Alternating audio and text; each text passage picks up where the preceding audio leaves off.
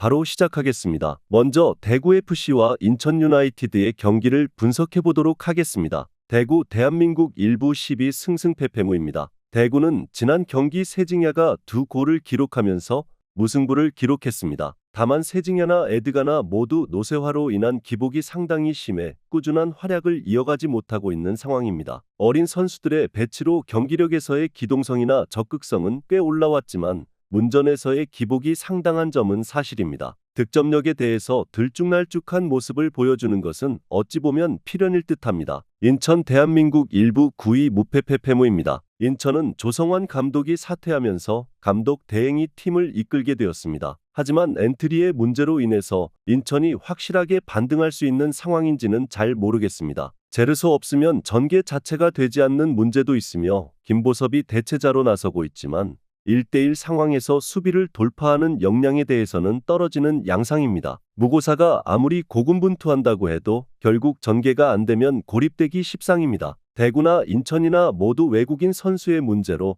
상당히 공격에서 무딘 모습을 보여주고 있는 것이 사실입니다. 대구가 지난 경기에 보여준 화력이 남다르기는 했어도 세징야도 올 시즌에는 노쇠화로 인해서 경기 영향력이 상당히 들쭉날쭉한 것이 사실입니다. 언더 2.5 양상 속 무승부를 예상합니다.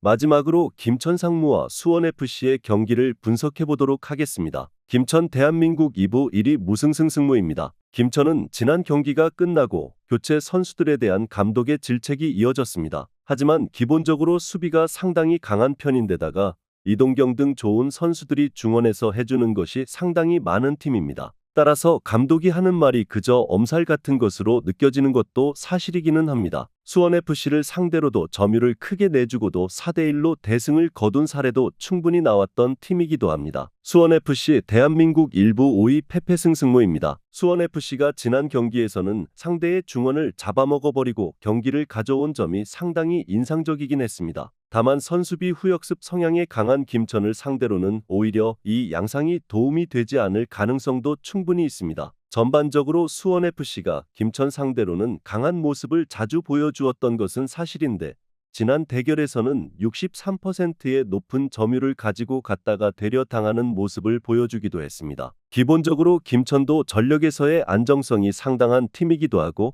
이동경과 원기종 같은 K리그 유수의 공격 자원들이 있습니다. 수원FC도 손준호 등 전진 패스를 자유자재로 넣을 수 있는 자원들이 상당히 많은 팀이라는 것도 사실입니다. 다만 김천 상대로는 주도권을 쥐는 것이 오히려 좋지 않은 결과로 이어질 가능성도 있습니다. 오버 2.5를 예상합니다.